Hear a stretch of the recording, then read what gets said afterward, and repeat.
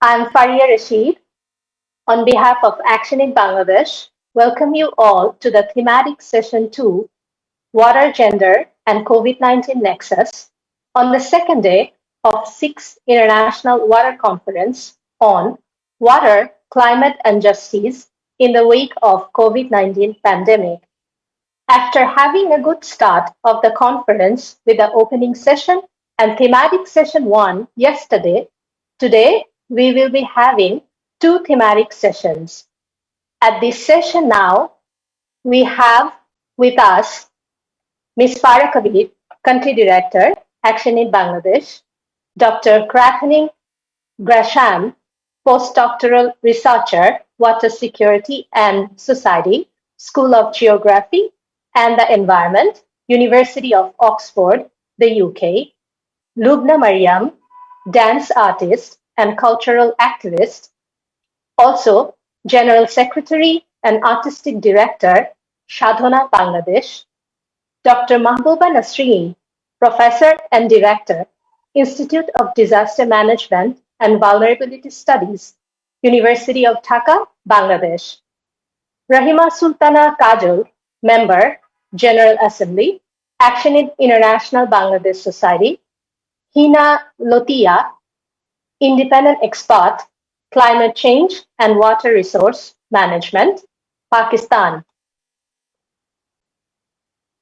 Before we start the session officially, I would like to share some housekeeping rules first.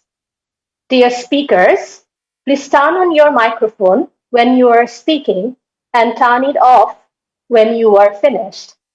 Please turn your video on while speaking. For the remaining time, please feel free to keep the video on or off as you prefer. Dear participants, as this is an online conference, your video and microphone are turned off to avoid sudden disruption during the presentations. For the question and answer session, you can write your questions at the chat box, and the moderator will take up the questions and the relevant presenters will answer you. Now, I would like to request you all to turn your camera for a group photo. Dear participants, please everyone turn on your video for a group photo.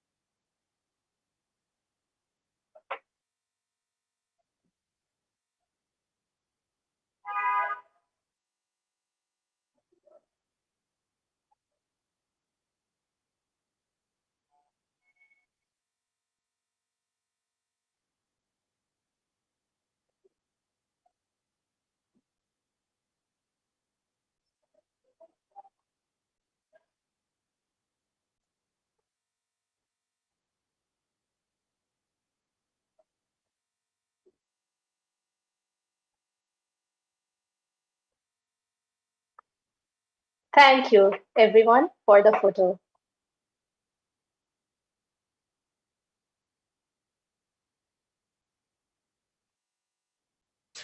Can I now move on to Lubna Mariam, who's going to be speaking on bringing in the artistic and also rituals and other dimensions to water of rafts, rivers, and ritual performance. You know, it's interesting you talk about ritual performance, Lubna.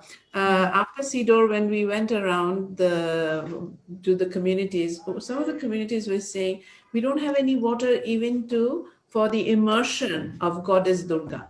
That was like, they were not even thinking about drinking water, but an important ritual in their life could not be performed. So it's over to you, Lubna. So can I share my screen? You want my team to help you? No, I'll share my own. Okay. Thank you, ActionAid, and thank you, Farah. And actually, thank you to Catherine for setting the stage with your wonderful presentation and values, because cultural ecosystems are all about values.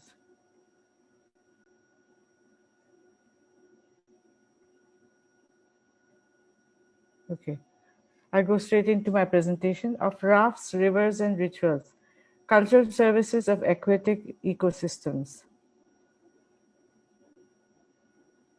What's happening?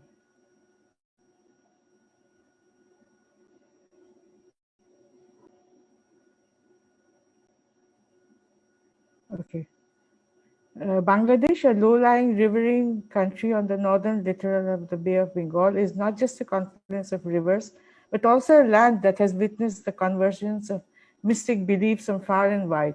For centuries, these waterways have inspired folk tales which have been told and retold in folk ritual performances. More often than not, the underlying message of these performative rituals is one of plurality and diversity. Amongst these tales, there cannot be a more awesome tale than that of Behula and Lokhinder, where the new bride carries the corpse of her spouse to the heavens in an epic journey on a raft across 7 rivers, seeking justice and retribution against the mighty serpent goddess Manasa.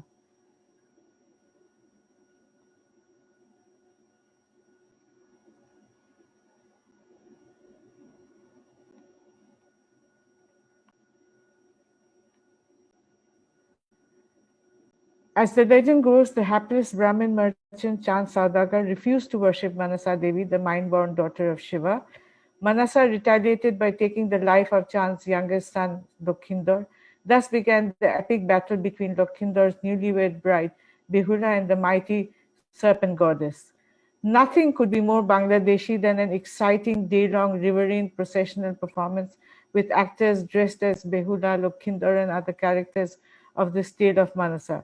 Competing groups take out colorfully decorated boats, stopping at 7 ghats or wharfs, emulating Behula's journey till each boat stops at a designated housel where the Jioni, or bringing back from dead, last act is performed to bring the hapless Lokhinder back to life. Amazingly, this tale is performed every year on the rivers of Tangail on Srabon Shongkranti, the last day of the month of Srabon, as a riverine performance on colorfully bedecked boats. In the Gregorian calendar, Srabon Shongkranti is around mid-August. Sadly, the government of Bangladesh has declared August a month for mourning when no festivities can take place. So a heritage practice that has been happening for more than a few centuries is certainly under threat. But why are these practices important? Known as Shaone Dala, the offering of Srabon, the ritual performances are executed against a manot, or pledge by a householder to appease Manasa in the hope of getting a boon from her in the form of good health for the household, or to overcome other such minor household woes and obstacles. These performances are in fact efficacious. Importantly, the ritual is participated by both Hindus and Muslims from marginalized communities. Both pay obeisance to the goddess before embarking on the journey. This folk ritual performance is an illustration of the relationship between the people of Bangladesh and the riverine ecosystem around them. Ecosystem services constitute a systemic framework conceptualizing the diversity of interconnected values that they provide to humanity. Cultural services and the values they promote are under threat due to various reasons, amongst them the solely utilitarian exploitation of nature. I won't go into the video. We'll go on to celebrating Shakti, or female energy. The narrative belongs to the genre of Mangal Kavyas, Bangla narrative poems written approximately between the 15th and 18th centuries, depicting the greatness of popular indigenous deities as well as their social scenario. The poems are known as Mangal Kavyas because it was believed that just listening to these poems about the deities brought both spiritual and material benefits. The three-part schema followed in the poem relates a conflict between male and female deities, followed by retribution, and the ultimate resolution ending in glorification of the female deity and a woman's power of moral persuasion. The cast are really from a fixed group and most times are not professional performers, coming from alternate professions such as landless labor, cobblers, carpenters, etc. They are mostly Muslims. Some performers are ojhas or faith healers with the power of healing snake bites and other ailments. The river provides a transitional or liminal space between life and death. This liminality provides an ideal platform for the transformation of the meek housewife Behula into a powerhouse of determination and giving glimpses of that unused evolutionary potential in mankind. Processional events are public performances richly expressive of symbolic meanings. Such meanings are constructed by the movement of participants through space and time in a special order on a particular occasion.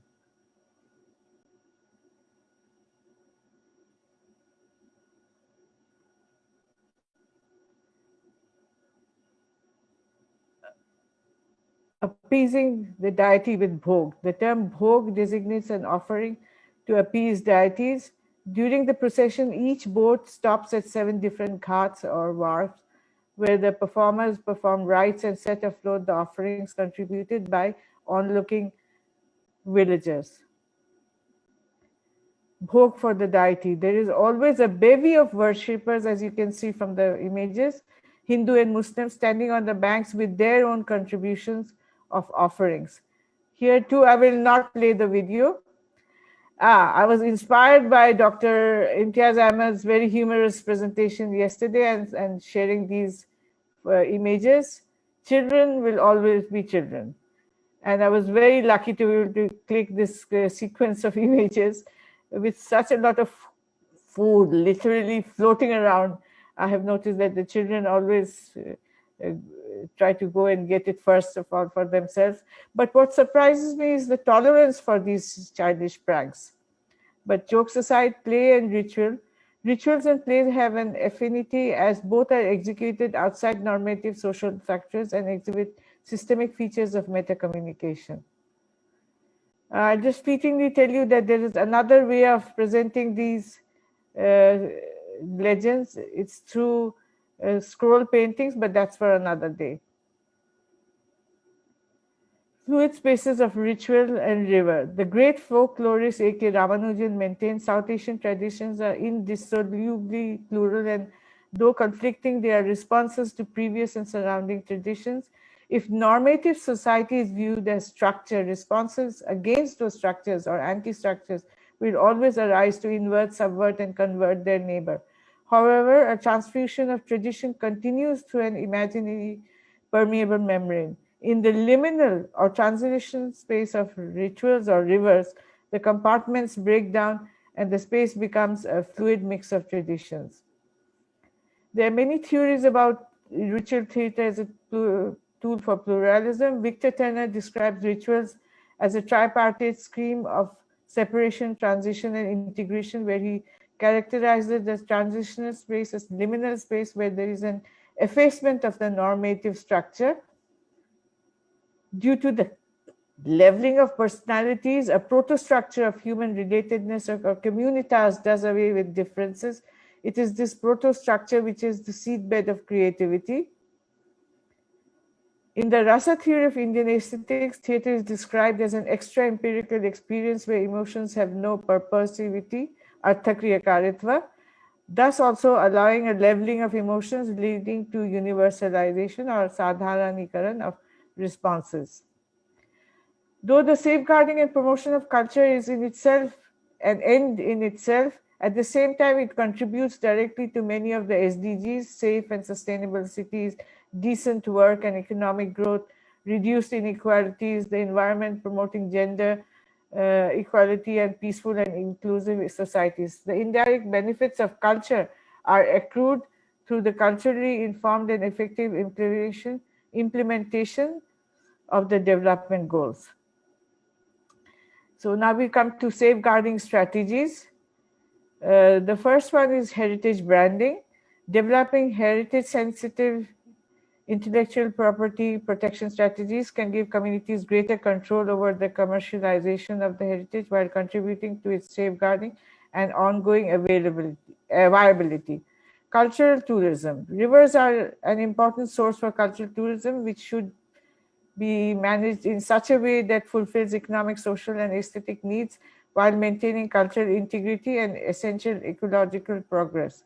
Research and documentation. People seek and interact with aquatic ecosystems such as seas, rivers, and wetlands to obtain non-material benefits provided by cultural ecosystem services. However, cultural ecosystem services are often undervalued, underprotected, and neglected from ecosystem services studies. And lastly, this is something which I need not say to ActionAid, which is doing such a wonderful job with the Water Museum. Community involvement in heritage management is of primary importance. So I come to the end of my presentation, and though it's almost like taking coal to Newcastle, what needs to be said needs to be said. Water in its many facets matters for humans, as the social, cultural, ideological, and religious roles of water include deep ontological relations and identities ranging from personal perceptions and gender relations to rainmaking and fertility, rights for the benefit of both the individual and for society as a whole. Cultural services also enhance perceptions of cosmological realms and religious beliefs. Without incorporating water as a relevant variable for understanding people's identities, cultures, and religions in the past and present, one misses crucial aspects of historical agencies and structures at work in society and religion, which have implications for future developments. So thank you very much, ActionAid. And here I am, a little bit like Jack Sparrow, looking into the horizon and wondering why I alone get the good fortune to watch all these incredible performances.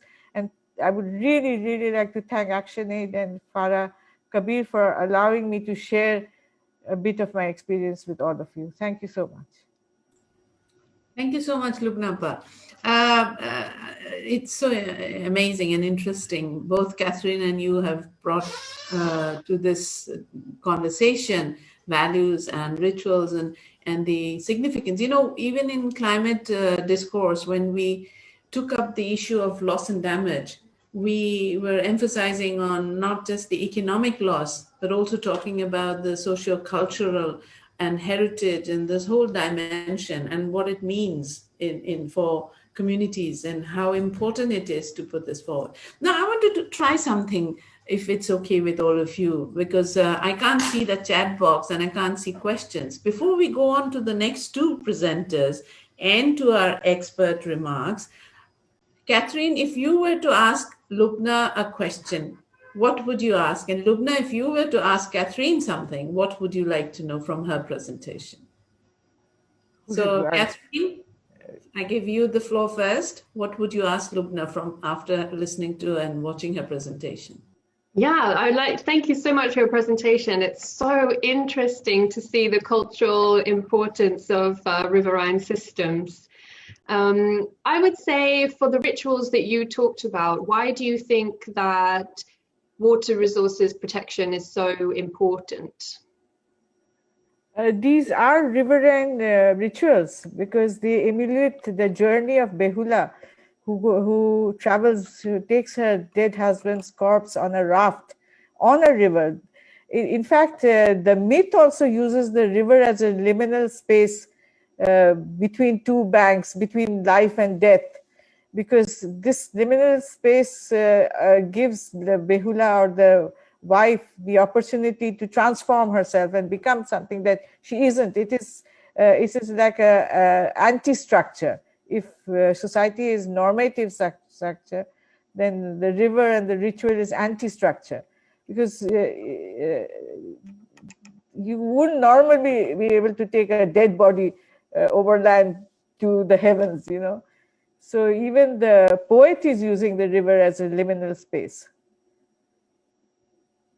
Now to Lubnapa, what would you ask Catherine? As I was listening to you, Catherine, I just wanted to know, how is the river used culturally in those wonderful places that you work? In Ethiopia. Ethiopia. Yeah, I think in that particular case study, I wasn't fortunate enough to visit the river, so I don't have much knowledge about how it's being used culturally. but it's so important for livelihoods, and I'm sure there are cultural rituals around it which would be very interesting to explore. Absolutely.